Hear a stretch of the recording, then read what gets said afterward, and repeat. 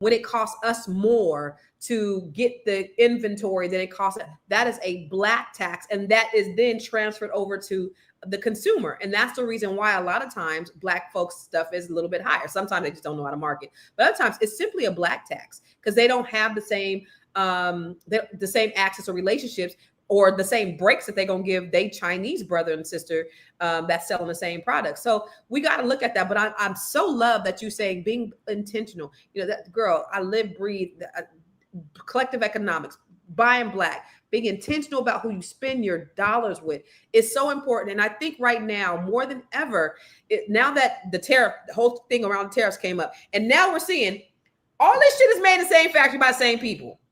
It's all made by the same people. We've been bamboozled. I don't know. We haven't been bamboozled. If we didn't love that, we have a problem. A lot of people didn't. No. Now these factories are coming out and saying, look, this is your Louis Vuitton and this is something else. And we make them exactly the same.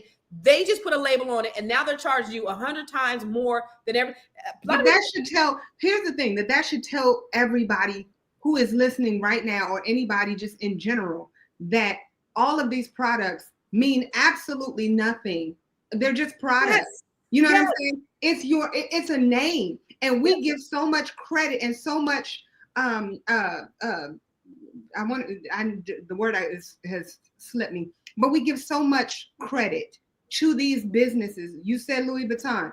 We're like, Louis Vuitton means so much because it's $5,000 for a purse that you could have actually had made for $700. Mm-hmm. What in the absolute world? There's a guy in DC who makes amazing leather bags, absolutely beautiful leather work. I wish I could remember his name. And I'm like, he can give Louis Vuitton a run for their money. And he charges less than half. And I've watched people walk over to him like, yeah, I don't want to pay that much. $200 for that bag? Like, this man has spent hours upon hours creating this. But I wanted to go back to Living Black, Trigger Warning, Killer Mike's show, Trigger Warning. Mm-hmm. Does everybody remember that? He was talking about how long the Black dollar stayed in the Black community. And I was in banking for 100 years. I worked in many different communities, many different Asian communities, many different Jewish communities. And I watched how the money stayed in those communities.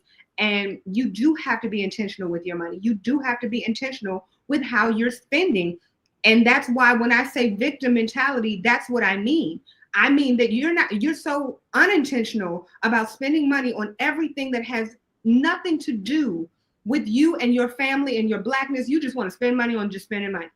You just want to spend money to be able to say, look what I bought.